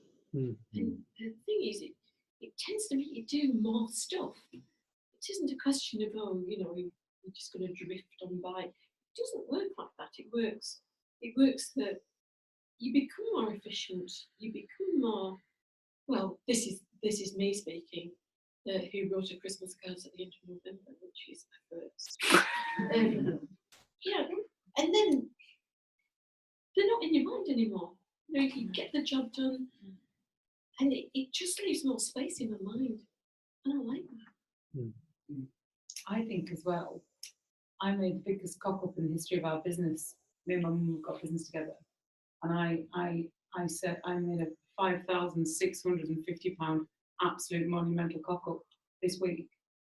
Did it hit the radar? Well, it did a bit, but it didn't hit, like, if that had happened, say, like 5 years ago, it might have felt like a big, massive disaster. I got a phone call from a customer saying, you know, this 44 metres of fabric I ordered at £89 a metre, and you've had my sofas recovered in it. Yeah, send them on fabric. And I just sat in my chair and went, right mother work as well. She's like, all right, okay, well, we'll just get on with it then. Like, yeah, cool, okay. And I can't believe, it's only now when I'm sitting here thinking about it, how it wasn't a thing. How we're not worried about it, Yeah. Because it's a lot of money. Yeah. 5,000 quid takes a lot of making. Yeah, it does. It does take a lot of making, but it was there was this, the only way I could describe it is this neutral hum with hilarity on the end of it. Whereas it would have been this ultra doom with a grave on the bottom. But it wasn't, and it isn't, just is what it is. And that's it. And it's really nice that we all kind of went, oh well, right, what are you doing today then? And it just wasn't there. Even Nice. if it was like, You the thought was stupid like, woman. even if you thought it was like this monumental disaster at the time, oh, you know, what have I done? Trying to say, go outside, walk into town, bump into one of your mates or something, start having a crack, and completely forget about it. So where was it then? You know, it's not. Yeah. But it was just the most. It's only now actually when I'm actually thinking about how the whole thing has played out over the course of a week, it's digestively settled, that it's just been right. We won't have to pay that on it. That's the most important. Yeah, but it's so interesting how different it is as to how it probably would have been, you know, 5 years ago. Yeah, biggest one in the business though. Historic day. You never do it again. Careful. Never do it. I think this is another beautiful thing. It's like none of us know. You know, one of the biggest causes of suffering that human beings face is this delusion that they know something. This delusion that we know something. It's like when you start to get an understanding of this,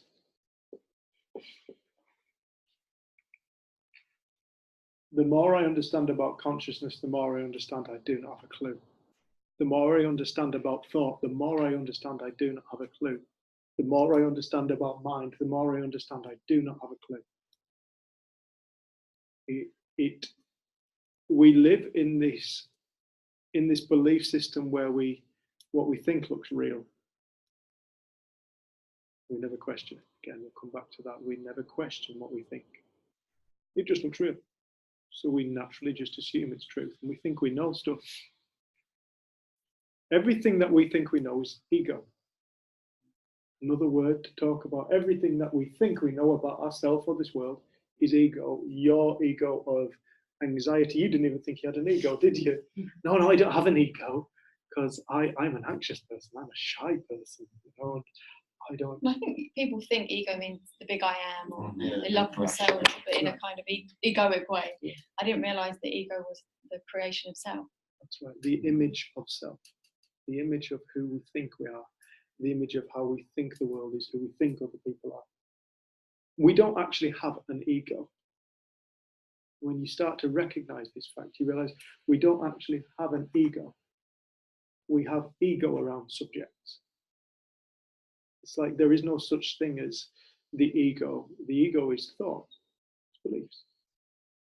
So when we talk about my ego, your ego, it's like we're simply talking about our belief system, the way that we see the world, the way that we see ourselves, the way we wish to be portrayed, or the way we wish people to think about us, or the way perhaps we wish we weren't, we didn't think we were. Or you realize that the term ego actually incorporates everything we believe to be true about ourselves in this world. When you start to get sense of that, when you start to wake up to the ego is all thought. It's all thought. It's not a thing to, people talk about overcoming the ego. You've got to overcome the ego. Overcoming the ego is really simple. See it for what it is. See the ego for what it is. Realize it.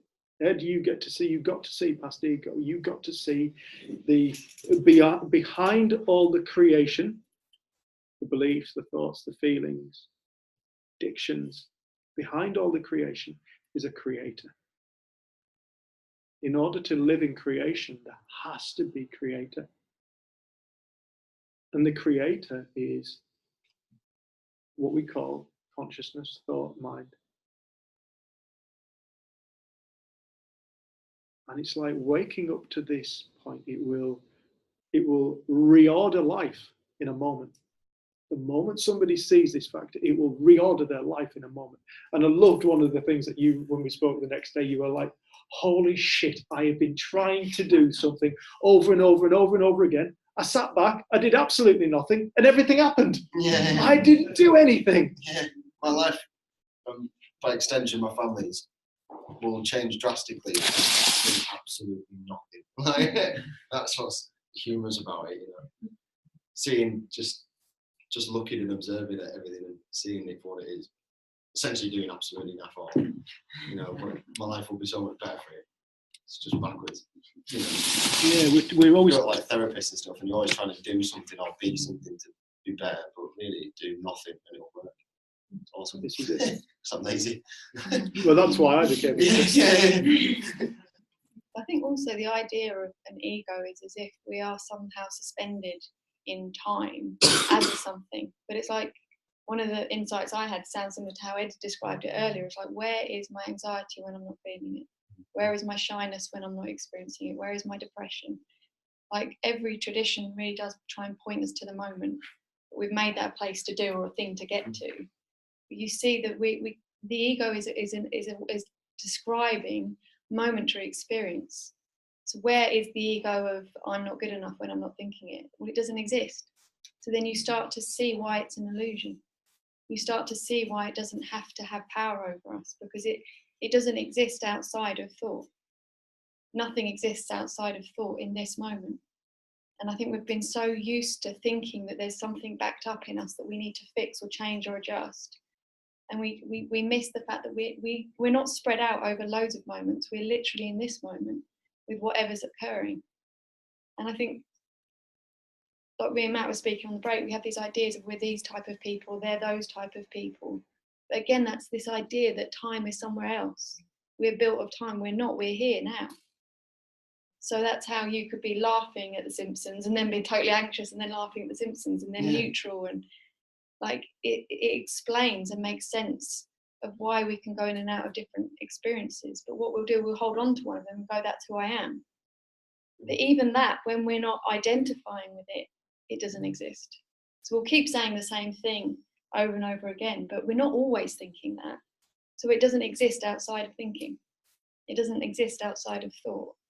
And I never used to get why people said the ego was an illusion. I was like, no, ego is a thing, because that person's got a huge ego. But it's literally broken down to thought. It is all thought, and that's what you kept saying on the phone the night. You're like, it is all thought. You've been telling me this. Yeah, you start to like attach it to other things, like we say. Like I was laughing at Simpsons one minute, I was anxious, and laughing, anxious, and I was blaming this one thing for that. But like I say, if it was that one thing, it would be a constant feeling, and it would be the same for everyone. Everyone that ever spoke with would feel the same, and it'd be a constant. And no one would do it because it'd feel crap. But it's not. That's not the case. Obviously, people do it, and this makes me feel happy, so you can continue to do it. But they don't know because they never bother to look. Because why would you question happiness? It's actually you creating that. It's not the way. It's not whatever it is you're taking, whatever it is you're doing. You know, people get up and run 10 miles every single day. Oh, this makes me happy. No, it doesn't. Like, you know, I've sat and eaten at McDonald's and been perfectly happy, you know, and not gone for a 10-mile run. You know, the polar opposite of what you're doing. You know, so is it really? You know, it's not any of them things that are creating any of it. It's us, completely us. If something has a potential to make you feel two different ways, it's not. You know, it's you. Like, because otherwise it would be the rule, and it would have to do that for it to work. It would be a principle. Yeah, it'd be a principle. Yeah, definitely. If you think something makes you feel a certain way, and then next minute it doesn't, it never did. It's all you. Like, you know. Yeah, absolutely did.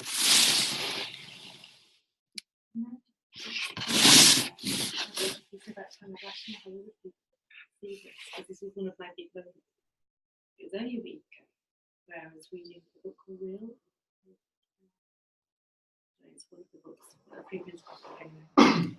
And I was sat in the hall in Lancaster, and it was about time, we say about being in the moment. And I've always known that, we all know that, don't we, living in the moment. But suddenly she was describing it, and I don't know if we all have that sensation when you read something, it makes you go fizzy. But this was weird because my body fizzed and buzzed and the brain was going, oh, Jackie Cash, what? And I literally had to read the page 2 or 3 times before my brain caught up with what my body was doing. It was just bonkers, just totally crackers. But it was that thing of she was saying about the thoughts in the past. Yes, of course, because so many other thoughts we're having about the past, and that is what the past is. It can't have been anything else, or else it would have been the present. You know, so we're not there and we're not in the future. That's the equal thing. But then suddenly realizing that this, you know, you hear the term eternal now. But it was like suddenly instead of moving through time, it's like, no, I'm not moving through time. I'm just doing now. Does that make sense? Yeah. Anybody else? No, absolutely. When I was listening to Mum, there was a word that came to mind just then, and it is, you know, people go in search of this thing. We need to be present. Got to be present, mindfulness, be in the moment, be in the moment. You're not in the moment when you're thinking being in the moment. You're in your head. And it was as you were saying just then, Mum, you know, you were saying it's not that not caring is not being caring. It allows you to be more useful. And I no more did I ever see this when Uncle Malcolm, your brother, died. And I think you thought you were going to drop to pieces if you'd imagined it. And you did. There was times when you went through your experiences of grief and this, that and the other. I always remember Dad come running up and going, you've got to help your mum. She's really crying her eyes out. She's really sad about Uncle Malcolm. I'm like, I don't need to do anything. Mum's all right. She's just sad. She's just feeling, Dad. She's just feeling sad. There's nothing wrong with feeling sad. She's allowed to feel sad. People are allowed to grieve. But then you said, I remember you coming and you said, since Community Group, I remember it wasn't long after that, I think it was actually just before he died, you said, this understanding has allowed me not to run off into the future, to imagine scenarios that don't even exist. And you described how, and in that, it has allowed me to be present with what is and more useful to myself and the world and all the people around you. And you helped sort out Uncle Malcolm everything that needed sorting out, because you were present. And present isn't just talking about now. Now doesn't go anywhere. It's absolutely true. But the entirety of life has been now, but have we actually been present? Present is a state of consciousness. Presence is observing what is without judgment, without the need for it to be different, without a load of thinking about it. Present is simply observing what life is. And as we start to understand this, as we start to shift from reality outside to the only true reality, it is a state of consciousness. Not what we experience as a reality, as Ed describes. That's not truth. The reality that I live in, that I perceive, is not truth. If it was truth, everybody would see the world the way I see it. Everybody would like the things I like. Everybody would do what I did. There would be no arguments. The world would be perfect. The world would be anything but perfect. But as you start to wake up to the realization that this reality is simply a potential, the reality that we live in every single moment, the experience of life that we are actually living in any moment is a potential, within the possibility of an infinite amount of potentials that we could be experiencing in any moment. So when you start to wake up to that, you start to recognize that the reality that we live in is a dream. It's an illusion. But the fact of it is not. The fact of the creative force that creates it is not an illusion. And as we start to wake up to that, it does something so amazing for us. It will cleanse the mind. It will naturally cleanse our mind, whether we see it consciously or unconsciously. It will cleanse the mind. It's like, and by doing so, it will take things off our mind. It will simply forget things. Things that we have thought were so important in the world, all of a sudden will just drop away. It's like, I used to be a really hard man, and I used to go to the gym and throw my weight around and generally just act like a dickhead, and then wonder why the world was such a shithole. And it was always me. But I had never had the intention of ever losing that hard man, because I always felt like that hard man was the one thing that kept me safe. But then to suddenly have insight into this and for it just to cleanse everything, it was like the hard man disappeared. I didn't need to be a hard man. I realized I was actually a hard man because I was so scared. Scared of life, I was scared of people. So I intimidated my way through life. I intimidated my way through life to try and make me safe. That's all I wanted to be. I only wanted to have peace in my life. So I thought that in order to be, if I was a hard man, I could create more peace in my life. I didn't realize peace didn't exist outside of my mind. Peace is the natural state of the mind when it is not preoccupied with beliefs and thinking. Everything that we are already looking for, we think we're looking for, we already are. This is why there's nothing to do with the principles. Is it all right if Lou, I asked Lou if it's all right, Yeah. if she could share a story about working with the kids. Yeah. Speak up, Lou. Because it was really inspiring. She spoke to Louise last week and just telling us about this experience. She's cool, isn't Lou? Hi, thank you. Yeah, it was an incredible experience that I had a week ago on Thursday now, and I'm used to doing sort of like being asked to go in and do talks and things like that, but usually when I've done things, it's been pre-planned and I've had like a little schedule of what I'm going to say and the outcome that I want, and I had an experience a couple of weeks ago that turned out to be completely not that at all. I was asked to go in and speak to a group of kids in like a move-on unit. So they were aged between 16 to 18, but these are kids that never finished mainstream education due to behavioural issues, and no other school facility would take them. So they're in this unit and they have to be there in order for their family to receive their benefits. So none of them really wanted to be there. And it was really interesting when I got there, they just sort of said, can you talk to them about some motivational stuff? Because they feel like they want, they haven't got any confidence and they want to have an experience of motivation. And I said, well, yeah, well, just go with whatever kind of shows up, and we'll see. But what was also interesting was when I got there, the staff were all in the staff room on a break, and they were all making jokes about how horrendous my experience is going to be. And one of them said, "Oh, I'm probably going to want to go and drink vodka in the toilet afterwards." And it was very much like you could tell the teachers that were there had an identity of who these kids were. And I was supposed to have had 2 sessions, so 2 groups of 15 for 30 minutes, because they said the lessons never usually go over that time. They actually have an hour. But what actually happened was, for whatever reason, they decided to put all of these kids together, and they said that what we'll do is we'll put all of the staff in to stop anything kicking off, is what they said. So they'll have staff sort of around the edges to make sure that none of the kids can kick off and disturb the class. It was such an incredible experience. I had no idea what was going to happen, but for the first time when I went and spoke, I wasn't like nervous. Usually I'd always get a little bit nervous, but I'm quite confident in what I was going to talk about.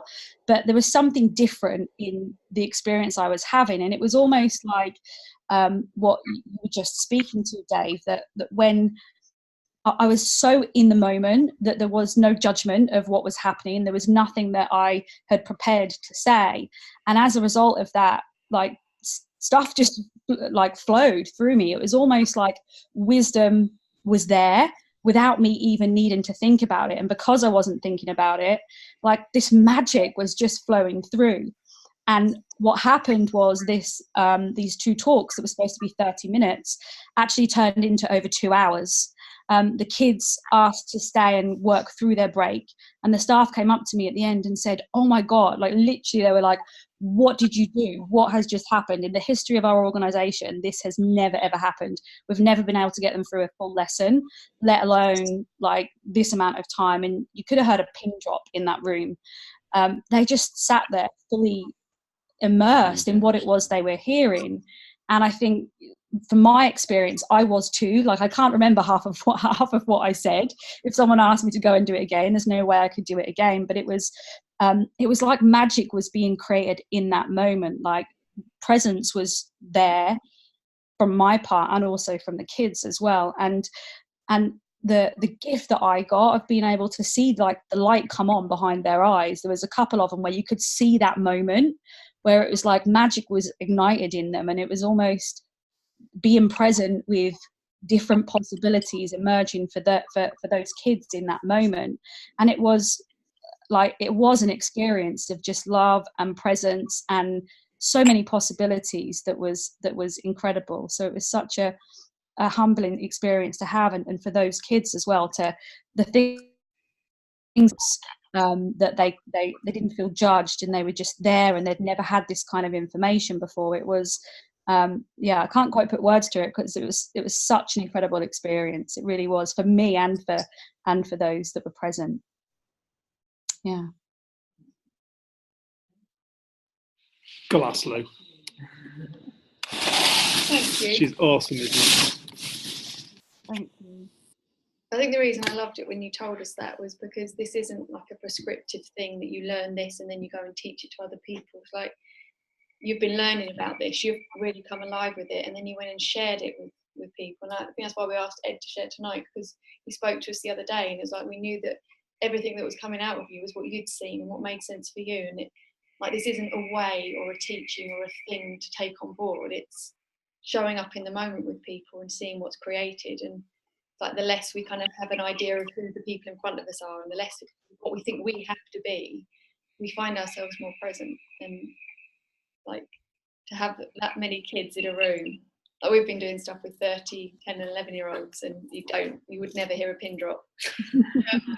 It's just incredible. And like, you said, like, you didn't take credit for it, because you said it was like it was coming through you, and it humbled you. And yeah, the thing with this stuff, I think that was the magic for me, is that had I have gone, I'm going to go and teach the 3 principles, in my head, if I'd have gone, I'm going to go and teach the 3 principles to these kids, I would have already had an idea of an outcome that I wanted and be thinking, right, what do I need to say?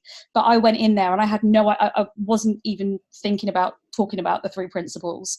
It was just like a commitment to show up and just really, I think for me, there was something that really struck me about recognizing the presence of each and every one of those kids in that room. And I think that was, it was that element of presence without even trying. I wasn't even thinking, I'm going to go in there and be present. It was just that for me, it's like, I can't see life in the way that I used to. Every time I look at a different, there's still moments where I look at people and I'm like, oh my God, really? But then I'll go back into like, wow, just seeing the magic of each and individual like creation and being able to just share from that space of love and without wanting an outcome as well. I think that was key. There wasn't any part of me that thought, I need to get these kids to feel motivated. I need to get these kids to feel confident, because I think you said it earlier, Jen, that I was very much the same as if I saw someone in pain or suffering, it was kind of like I needed to fix them, I needed to help them. But actually seeing and knowing that they're absolutely 100% okay as they are, they just can't see that yet. There wasn't anything I felt like I needed to do, and so it allowed me to just be. So yeah, it was a brilliant experience. Thank you. Putting you on. Thanks, Lulu. What a gift. What a gift. Yeah. We're going to call it a night. So thank you, everybody. Thank you for making the effort. We're probably going to try and get one going on the 27th of this month, aren't we? It's a week tonight. A week tonight, aye. If we We're having can. Christmas dinner on that night, Dave. Are we? Yeah. Right, that's cancelled. There you go. Who knew? We could have an early one. What Christmas dinner? We have a Facebook page called Freedom Thinking. It's a page. It's a page, is it, on Facebook? That's our website, freedomthinking.co.uk. We've just got a new one built. We're going to be posting things on there when group is, other events that we've got. There's resources on there. There's videos on there. There's people we've spoken to. There's blogs on freedomthinking.co.uk. It's got our services, what we do, written down on there. So we're just about to launch our newest website. Which Mariella has been incredible. God, Mariella, the most she's patient awesome person ever working for us. Yeah, there she is. Just after this lady here, she is amazing. Thanks, Mariella. So sorry about Dave. So Mariella, God bless her, has put up with us for months. So yeah, at some point we are creating a mailing list, aren't we? Yeah, that'll be on the website. That's on the website. So that'll be on the website. So at some point, just if you're interested in further conversations around this and staying involved, or where can I go next, just go onto our website. Just add your name or your email address to the mailing list. Probably do this on Monday. Like, yeah. I don't know, because we've got to take the old one down and upload a new one, so it might take a little while. Yeah. But at the moment, we don't have a mailing list. This is on the new one. Yeah. And we're going to sell everybody's data and make a fortune. But yeah, seriously, thank you, everybody. Have an amazing Christmas, everyone. Yeah, amazing Christmas. And I hate to say this, but can everybody put £5 in the thing? I hate that bit, but it's what we need to do. Thank you, everybody. Thanks, everyone. Thank you. Merry Christmas. Thank you. Loads of love. Go on, Zaya. Loads of love, dude. Mariella, thanks so much, sweetheart. It's a pleasure. Thank you. Start. And Lee, good to see you. Good to see you, man. You didn't even show your face, but still waiting. Right, hey, there we go. Loads of love, Em. Merry Christmas. Love to Chris. Take care.